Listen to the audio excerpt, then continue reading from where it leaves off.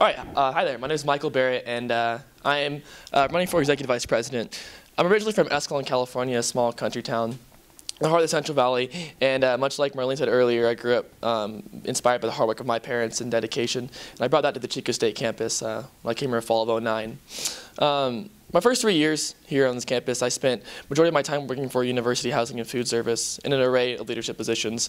And fall of my sophomore year, I became a brother of Phi Delta Theta, and I've been serving as a leader in Greek life.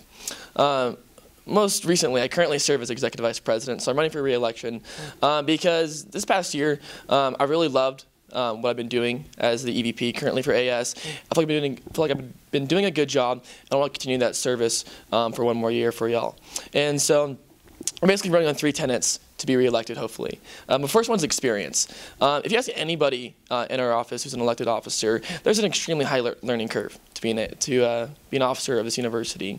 If you think about it, you get elected at the end of April. You have a couple days of transition and training throughout May. Then you go to summer and you're gone for 2 or 3 months. And then you come back and you kind of have to relearn it all again in August. And so it's not really until September or October that you really get a true grasp and understanding of what you do as an officer for the AS. And so I think my experience is a huge benefit to the students, not only to you general students, but especially to our AS programs and any fellow AS officers who are elected.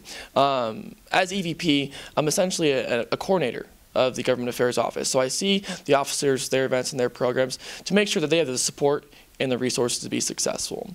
And so my experience of understanding how those processes work and what the culture is of our office, I think is a huge, huge advantage to anyone who's elected. And I think if I'm re-elected, it'll be a huge advantage to our officers and our fellow students, and allow me to support the well-being of the office and the success of each officer, and to ensure that your university experience is pretty good. Secondly, the tenet I'm running on is student safety. That includes not only their security, but their health and wellness as well. And Taylor spoke to it, quite a bit, but there's no doubt that that's, a hot topic and a huge issue on our campus. My ultimate dream is that a student on a Monday night or on a Friday night at 2 a.m. can walk anywhere around our campus and feel safe and secure going from one destination to the other. Unfortunately, that's not the case right now. And so I want to create that positive culture where you feel safe and secure, and almost like comfortable. I want to feel like a home around our campus. And so to ensure that well-being and the safety's there is a huge task that I want to continue working on. I've been working on it so far with the community call to action, also with the campus commitment to action, and now I'm having more conversations with smaller groups to continue those conversations, to find solutions that we can implement, in these next 6 to 8 weeks over summer and the following years as well, to ensure that security and that safety is there. And the last tenet I'm running on is advocacy. I think it's incredibly important to know that students come first. Last year when I campaigned, my slogan was serving students first. And that's still my slogan of my campaign. We're here for the students. I'm elected by the students and for the students. And so to always remember that, to be an advocate for you, to make sure that your university experience is great, that's incredibly important. When it comes to being an advocate, making sure that those partnerships with faculty and staff are being created and fostered appropriately.